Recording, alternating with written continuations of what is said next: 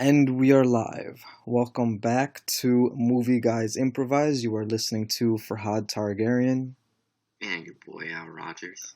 We have gone through a whole 10 episodes already. Wow. Things are moving fast with this podcast. So we wanted to just take some time to do a quick recap on what we're going to call Season 1. All the movies that we've covered so far. Avengers Endgame, Extremely Wicked, Shockingly Evil and Vile, Lo Spietato, aka The Ruthless, Birdbox, John Wick Chapter 3, Parabellum, Aladdin 2019, Spider-Man Into the Spider-Verse, Baby Driver, When They See Us, and Episode 10, The Dark Knight Rises. I remember... we covered a lot of movies. Yeah. We covered a ton of movies. Yeah. And then they haven't been very specific to any one genre either. Yeah. I remember when we just went into recording episode 1, it was never officially Avengers Endgame until we talked about live that it was a movie we both wanted to see, and then we ended up just talking about it and it became episode 1. That was a great way to kick it off, I feel like, because a few months ago, that was the movie that everybody was talking about, right? Avengers Endgame. And to a certain extent, people are still talking about Endgame because, well, everybody wants to know, well, what's next? It also made history. It beat Avatar as the highest grossing film of all time. I mean, some people say that's due to a re-release in theaters to beat that extra. I mean, it also had a few minutes of extra footage too, but yeah. Well, did you get a chance to see the re-release? No, I didn't, and I don't really feel. I mean, the movie was 3 hours long as it is. I didn't really feel like going in to see it again. Adding another 5 minutes to that. Yeah. I think it was, officially speaking, 8 minutes, but that movie was phenomenal to me. It was our first episode, and I gave it my first 10 out of 10. So that movie was great. And then there was Extremely Wicked, Shockingly Evil and Vile, which was my choice. It was a movie starring Zac Efron based on Ted Bundy's life.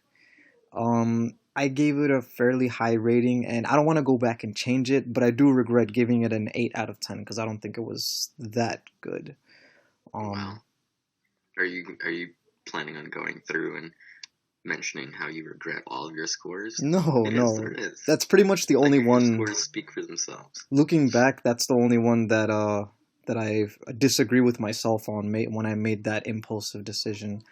Episode 3 was your choice, the Italian movie, The Ruthless. I gave that we came close to the same score for that one. I gave it a 6 and you gave it a 6.5. So it was worth watching, but definitely not high ranking in my crime dramas, for me anyway. Worth a one-time watch. Yeah. I mean, I would watch it again if somebody was interested in watching it and wanted to sit down and watch it. I wouldn't watch it a second time on my own. I would watch Birdbox again, though. That was my choice for episode 4. While, again, thinking about that movie just irritates me knowing how so much of the shit that happens in that movie is based on stupid character decisions and, unanswered questions. But that's a movie that I would watch again. John Wick 3? None of that movie made too much sense, yeah. It was fun going through, watching the first time, but then when you stop at the end to really think about what occurred and why things occurred the way that they did, wow, that was dumb. Right, but it's also, remember I told you in that episode that it's also based on a book, and the book has a slightly different ending, so there's that too. And then we got into the mid-season, which was John Wick Chapter 3, Parabellum. And that was a special episode because we were able to record at the same place at the same time that time, which was cool. I liked John Wick 3, not being a hardcore fan. It disappointed you a little bit, I feel like, didn't it? That was probably the worst John Wick movie. Wow. Hands down. You also weren't too fond of it. I really hope number 4 corrects itself and goes back to the roots of what made John Wick.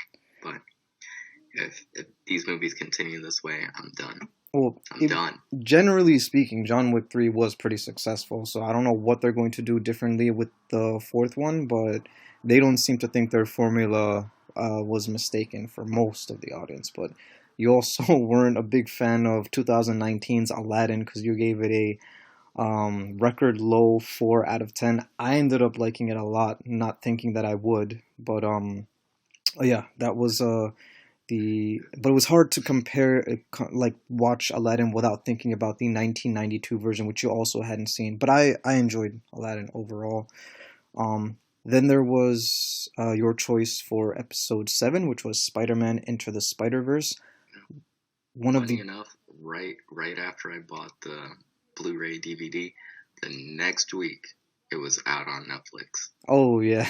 I paid full price, $30, but at the same time I get to keep them forever. Well, you also don't know. I mean, like, stuff on Netflix always comes and goes, so you don't know if it's always going to stay there on Netflix, you know. And Blu-ray is always better than streaming, so the hard copy that you have will always still look a little bit better than how it streams on Netflix. But Spider-Verse was great. It was probably still the best Spider-Man movie I have ever seen. I'll go so far as to say that. I love the animation style. I love all the different characters, all the different spider people that they had. I thought it was phenomenal.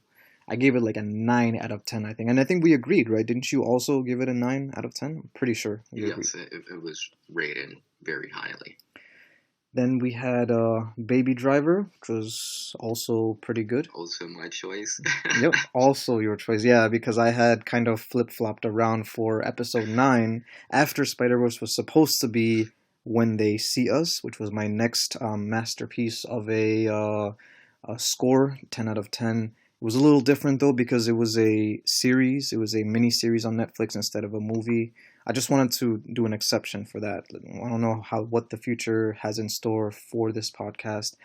And then we capped it off with also my choice, The Dark Knight Rises. Back when I was in college, that movie was all I ever talked about before it came out. And I was so into it when it did came out. And as time had settled, I realized that movie had a lot of imperfections. I mean, a lot of movies, all movies have imperfections, but this movie had a lot of them. Yeah. Do you still enjoy it? I do, yeah, I do still enjoy it. I think I gave it a 7 out of 10 because it is worth watching. It's just that it has a lot of glaring issues, you know, which we talked about in our episode. So that's pretty much a recap of season 1. And I would say, like, I wanted to ask you which one was your favorite out of the bunch. I would still say if I were to watch one, if I were to go back and watch one right now out of the 10 movies, probably be Avengers Endgame. It's between that and When They See Us. The thing about When They See Us, though, is that it really fucks with your emotions and makes you feel some way, right? Avengers does. Yeah. It does. Yeah. I would not rewatch When They See Us because it's such a hot topic. It is. It's emotionally shocking to see all of that, and I wouldn't rewatch it because of that. I would, however, recommend it to other people. Yeah.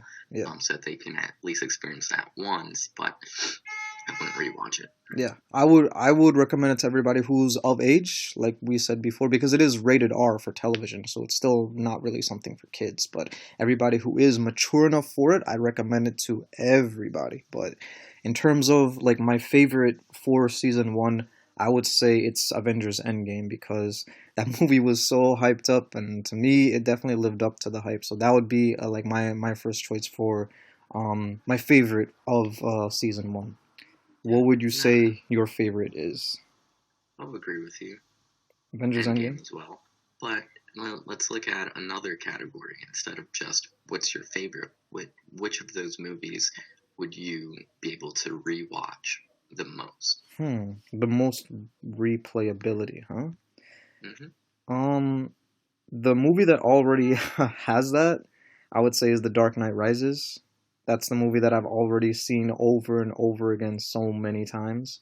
In terms of the movie that I would that has the most rewatchability, I don't know if I could also give that to Endgame, considering how it's so long, how it's already like a 3-hour long movie. So In terms of rewatchability, um, that's an interesting one.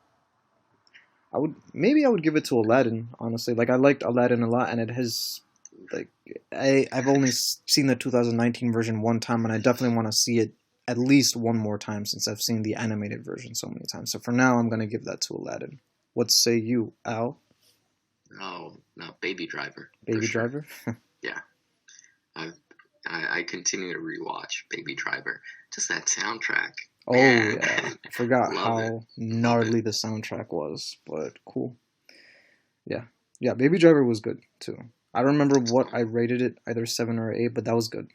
Especially like, and the soundtrack definitely played a big part in why I rated it the way I did. But yeah, that's pretty much all I wanted to do with this recap was go through quickly like each of the episodes that we did for season 1. So excited to see where the podcast goes from here. It took us a while to come up with a name, but we are Movie Guys Improvise, the MGA podcast. You have For been now. Yeah, for now. For For now. now. Who knows how things could change from there. You have been listening to Farhad Targaryen. And Al Rogers. So join us again for season 2. The first movie we will be covering will be Cloud Atlas, currently also on Netflix. And for now, thank you all for listening to us. It's not on Netflix. Get out of here. It is. For now, it is on Netflix. That's what I meant. All right. Yeah. You can go check it out. Okay. Take care, y'all. Peace.